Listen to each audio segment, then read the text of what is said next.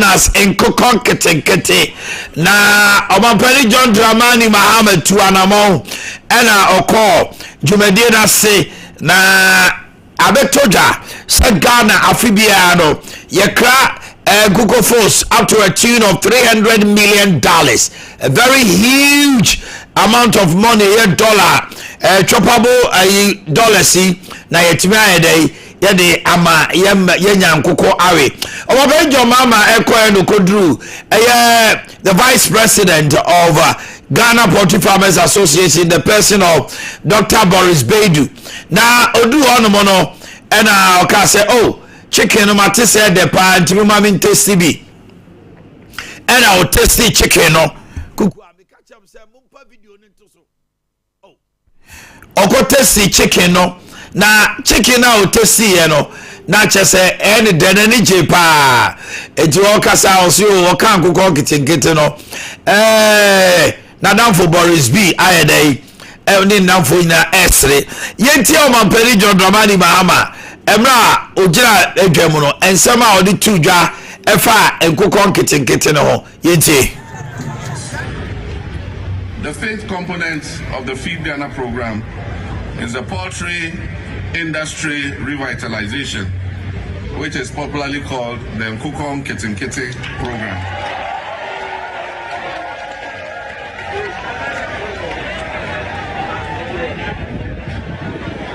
And I know that the Poultry Farmers Association are very strongly represented here.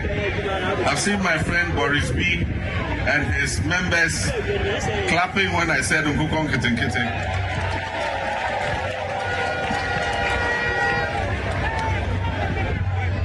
Nana Chairman, ladies and gentlemen, Ghana imports almost $400 million worth of chicken every year. Ghana imports almost $400 million worth of chicken every year.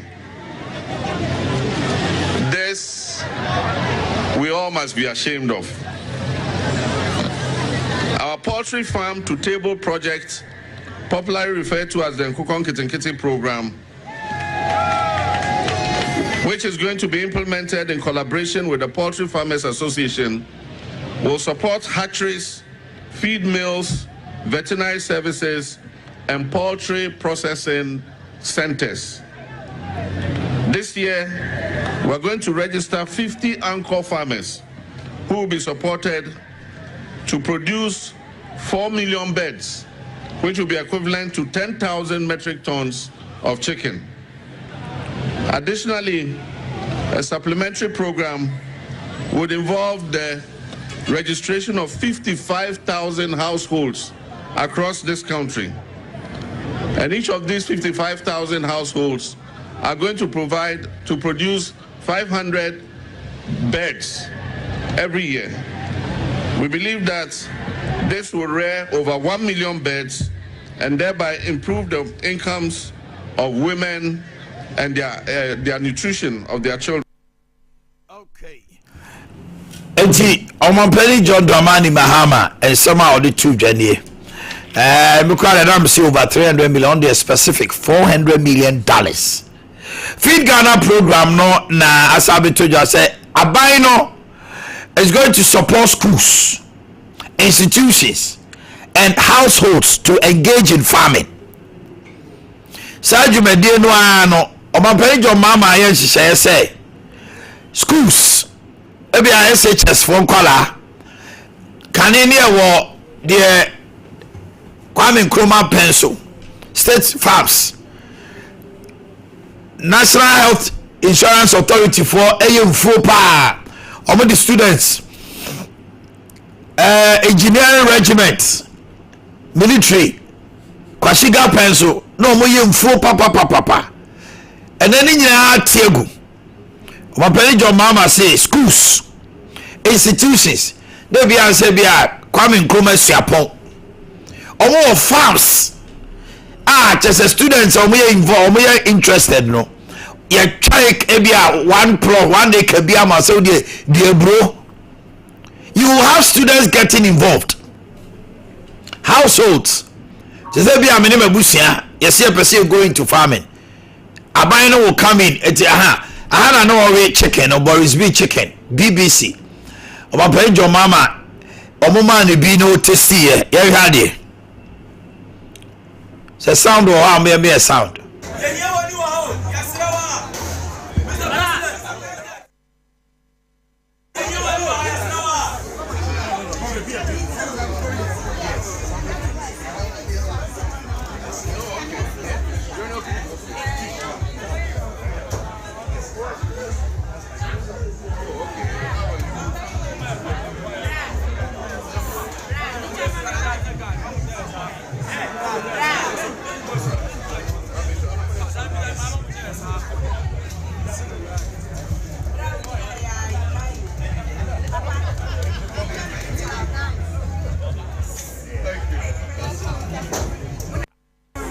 Asante. I don't know what endorsement a president can give to somebody.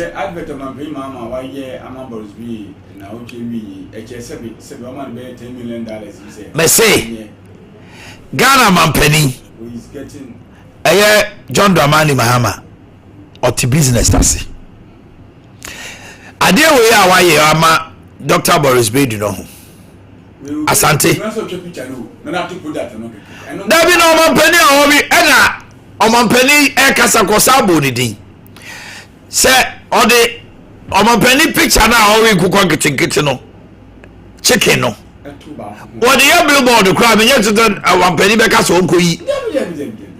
Enti mi o ka che Ghana fo nyina se Boris B chicken na ya ye no.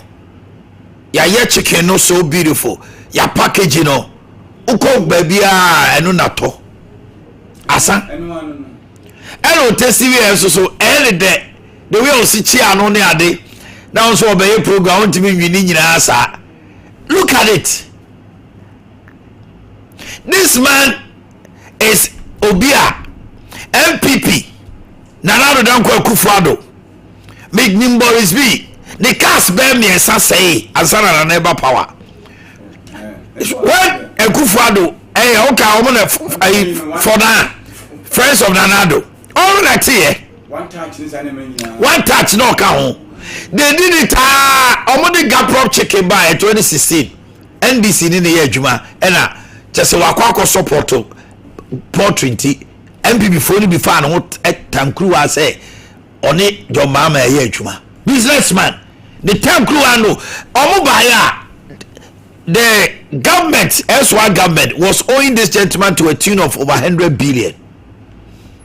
Gapro chicken oh yeah, Oboa Kwiafo mo ye. In Gratanya di adanse Kwiafo no say, all the supply chicken, all the supply feed, Tianika, Akotoko tra 7 years. One fino. Na don't so na woni no. This young man obi anim, be so ojira ka who say you come down for dija hwe omanpejo mama bae no okọ feed Ghana no chicken na wa ye no wako taste bi ebi bo mu ye bi na by the champion here you know na do constant so as one obi anya asem enya akukọ se so ntesi just a stand be se me wa ha me show video no when we say time say Boris B say ontua ne ka enti aso no so ba no abufo hwe wan goto ba ma wan koye campaign ma NDC o ba we indigenous businessman a otra Germany no so opese when your business say Poultry hu ho no pese bi ba ha why Poultry unim ne enkwala afọ mu nyuma omo oboa omo ensakoma no say ya Kati farms na eguno Dagu farms she sika omo de boa omo ma omo susu pejae how on earth ever dey bia e be nkuko force sa say it we show omo 55,000 households here omo be register omo 50 outgrowers pennyfo a ye be strength omo ma otimi produce egukoma no se ni nyina akoso a $400 million no asante moye omai na ya kram kuko $400 million adwuma omai me no going forward no sa mama e wo hore da no pese o shemu kenana yes oma Ghana fo ni ji Kriayo any poultry na oma woni sa if supply chain we e ba se ye be yankuko no pai di kan eburo ye se don kese eba so amanfo be kwakodia bro na me go mu yankuko eburo ye de bankuko oma pai mama se kasenka schools se bien ko pokware nkwane me ko di busu ya biki bia yes it's a one small place bia we bet my poultry ya wa agri teacher no kra no take it the initiative senior high school and college omo pon class a wo gugu osa plot say o prepare more plot wo de mo bet my dia ma bro Ashanti region schools no kakrampo munia bro no munia bayire munia banche kakra mo won sa banche kra de munia na obo de be ofufu ati eni ma ya ho so no e bro keke bro na emabunu nya fe na grand be ka say abani mu obanwe school no ya de sade na sede mu I power do course because on ye agree no ye tim bo bibidi na ye agric do so ya agric school ko de ko bisa no wa hwe woni say ni iglina ne ayi kaisa wa papaya troboma kakao ni wa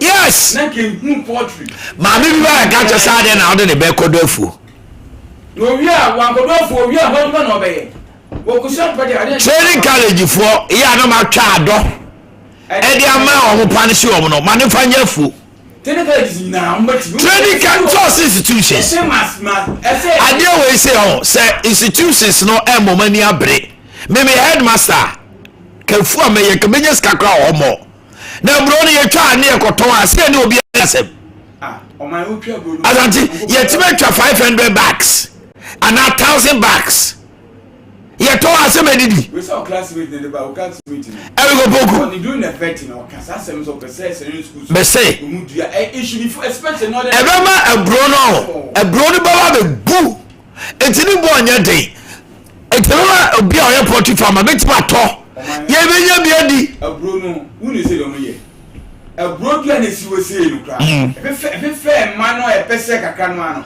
omutu aseri nyina o omutu aseri nyina de koma pics ema ye fence mpreko eni mo ni didi ni enro bi ka ho enti no abro no yade a ehun hia enso to e bi fe no yellow gold e fe yellow gold so yellow gold na omo ka no eyade a boama manfo nya sika papa enti no se eni boama bronko ankra yani ko ho a oman ye beboa amanfo benya adwuma nya agro na me de nkon kitegede no oman panyi mama omma mu se oman he se bia on se mafo ndi force na eba mo se egu we house mo on ye yaba in Ashanti region se bia do me ye no asafu on se nka cool stores no yempa kese ebi adwa ye farms kese ho adwafo no ni sa mamponfo na enclave no yenya poti from the efini wo mo nya fo ni fa bochireba kumasi ye obe 9 ye ko atwuma me patemu a ye wo poti from the whole Ashanti region ye wo freezers entina ka ho na wo ba nya fo na baba central market na doma wo mo die omo wo poultry omo ye poultry papa afa no me na bagasi wo kra di fa bochireba no one so cause am go for you na go kra because on say obi ti say pressure on the down city no e baba for obi ti say Boris B say on say wa package enkuko no mu kunu ha o na eni anom kramofo be di o mayi no wa ye no say e halal ntu kramoni kra timi bibio na the odi cost supply chief imam Asante chief imam ne nkrofo no omo afra ache say penifo no kra di adanse say a lot of them Muslims debio onana yi Muslims nko ane kuno Muslims nko ane kuno yi say de be ya okramoni bi nkase because Asante yaku anim me no kasa se yi electricity utility tariffs no ekosoro na Former Deputy Energy Minister Collins Adomako Afija Kwabre North Mrashebedwani wadwa wose etian DC tinamba tima toto kanea mu nenti moye dede gu yasum saa aposifo e de manhunt ato wose amohwe armed robbers bia binduru omako aposifo mienu obechi womo. Lay down your arms, we will recruit you into police service. Yaba beka you hunu akopɛ ho asɛm na nipa ya ye no no say yakumu nipa yasi police barracks ko kasa man kwala ni ti asebo de mo fama tuo nto no ye be fam police yo hunu wo mo aye no papa o ma pejo mama kra agene de wo de mamene Collins ni nkomo na ye ba ye beto aso Collins Adamako, good morning. Good morning. Hello, good morning. Good morning, Omanhene Yaw. Now, what to say? Oh, Nyamiandum, I told me where you Okay. Former Deputy Energy Minister, if you just bring North Mrashebedwani and no everything come up. Na bakani a honsem de ana just oni mude. Sanse wo kwase honti no. Dientina wo Islamic government. Dientina wo ka se aban no enya no kwafo se watoto nkanem. Ma yenti wa no pay.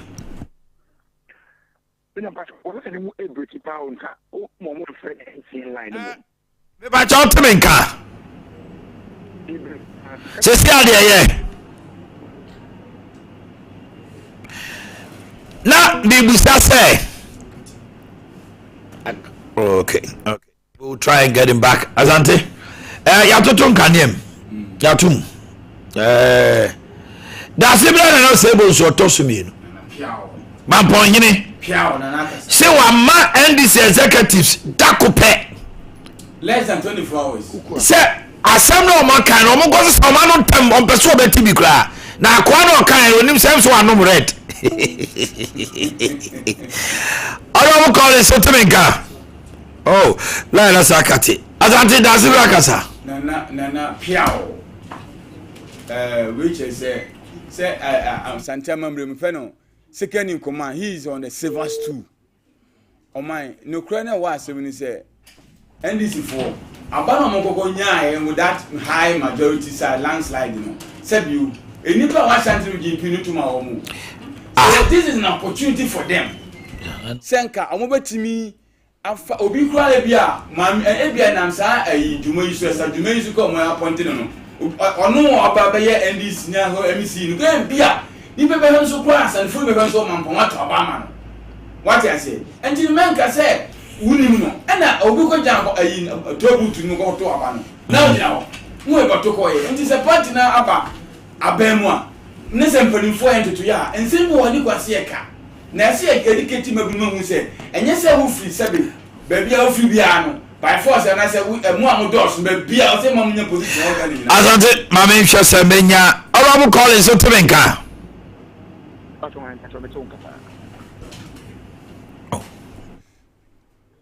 Hello. Me ba cha temenka. Okay.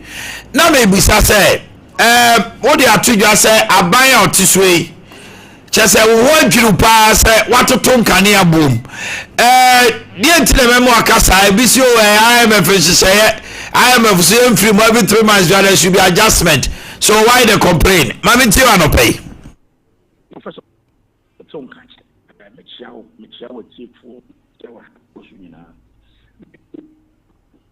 no kre unu se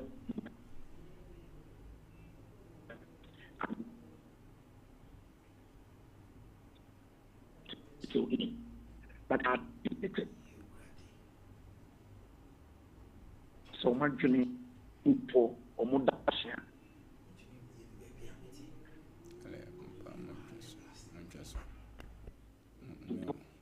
Analysis and criticisms of the actions of the government.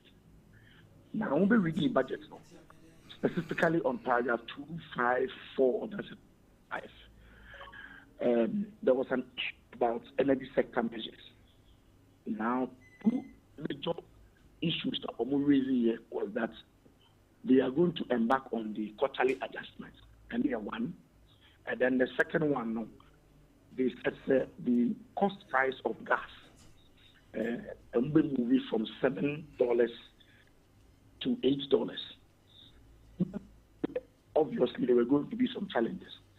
Now, we carry proud to the elections. Just a few months to the elections.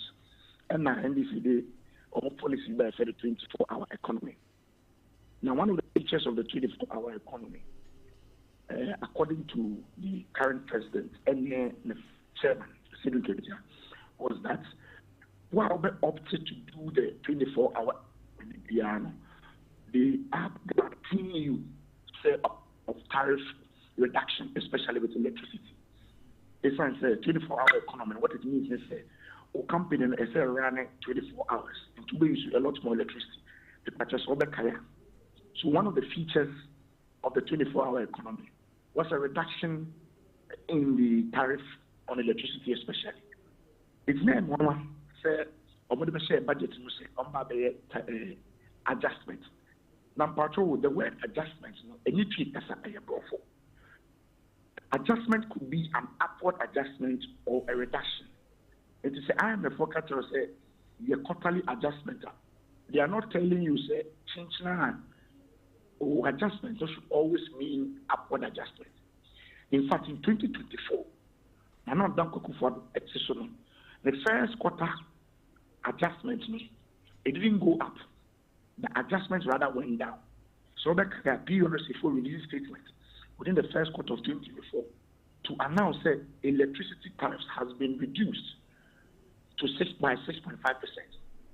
That tells you, see, adjustment does not always mean it has to go up. And I say, platform.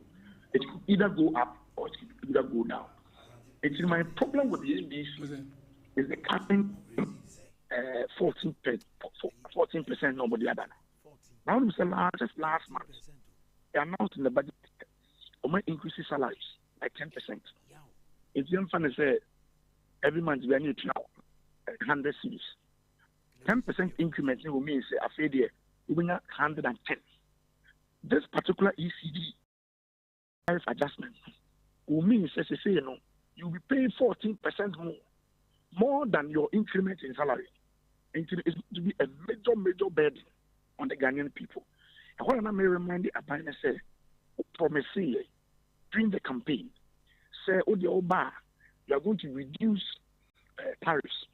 You can therefore not come to power and use IMF as a condition to increase electricity tariffs. And then I may remind the Abaya say, I am totally surprised and I'm totally shocked. And Tigana for ready from the 3rd of May. What it means is say they are now electricity. Maybe 200 cities for Ufia around. Can you say so 14.7%? 200 now to get the same amount of electricity which you used to buy some months ago. Then they are ready for hikes in prices. Medasi anope minim say e be sa ba won chan bio ne no ahwe nkomo medasi. All right, yaw na ye ka poultry enti mami ntie wonso poultry ne ka the endorsement of President Mahama on Boris B chicken wakori nam ne bio akota osome kaya fan no mo ye bia that time President Akufo time yaw mo ye say yawe ne ase na ye by the champion. Yes, or launching the second part of planting for jobs. Yamishra. And a primary canal Santa Women, you must say the office of Bois. It's true. They say, people were expecting some crack or fat chicken in the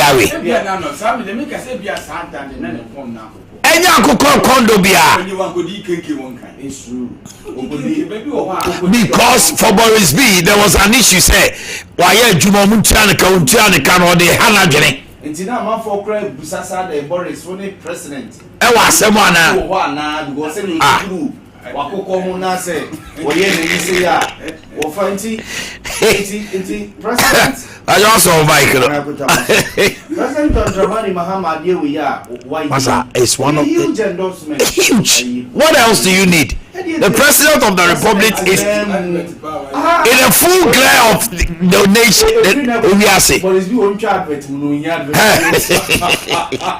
Now we don't say president chicken. Now they are telling a president.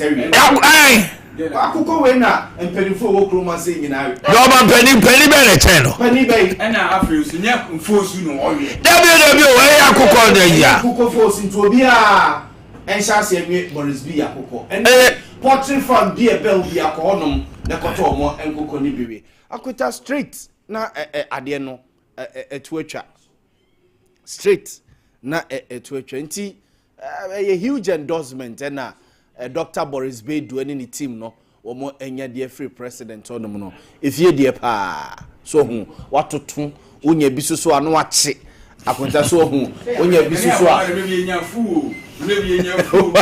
sama mame mun kama nu musam kire wala mun kama nu musam good oh na me good pa good my security expert you hunu na die ni akota me de boko no hu enra de ma me yam di kan se me Friday no emra IGP na car omo fire at car no so baka video fire IGP Land Cruiser na no team no it was fired at a bullet wura car ni ewura say back door no say dey wow about your say pija mu be 75 team amitio akota wow IGP na wo ko yes o kobrewu na Sompa fe udi we eba na ade anche ofiri hono ani ayi ede kura wo na ne officers minu am robbers kokomo binduri whether even a am robbers yes he said it was an attack maybe who say a am robbery Debi I say ye pe nice way ade akata so they are garnishing it they killed them akota no kura wo mi ye say enkrofo no mote boku ni pete that enclave ni nyina no omo fi say ebi o mabotre ya sap mo de nada no eya doso mi wa so ade ade say nipa wu na ewu e wo honom na bi amono mo didi adati kumase ene enk no issue statement mo issue statement mi wa obakro mo no so ebi a ene reality no so a statement na mo de buy no ene de bi ade esi wo kro mo no ene ne ntia so hu na mo keka de mo pesa na bi so a mo politicians yi mo so no ade na e cost na sense bia mo benefiting no mo kaja so money so ho e na mo tete ho no mo sa na no na me busa say MPs na omo free upper east MPs no omo free upper west and omo nua no mo northern region of east ni ade no can't they come together they've never issued a statement because do you know something together obi on man the constituency no mampusis okay and dominant obi on the constituency the kusasis dominant te any so ko can say where obelusu the seat any so ka bibi na o man tina siye no mo gina no sibone wa wie enti omo ina koma no atum akota wo omo ina koma no atum emwa baby a draw say no IGP say we want a smart so onko ka say mo fa mo to the police enumdwa ende me meti ya na say man no dwa nenum na ya o say penny we enumdwa how can you say such a thing nipa you be a kunipa say fatio to na say you instead of treating him as a criminal mo obi a won what you say na no man instead of treating them as criminals you are telling them so for to man over the Juba police mo me di police na say jami am fa kwam na say san krofo say say omo do mbegu police mo a so hu so wa adomo nyami anya no say kromo no say ne mo me yan komra na abrante enye numja Orlando wa hanomo eti yendare humra sisia why Orlando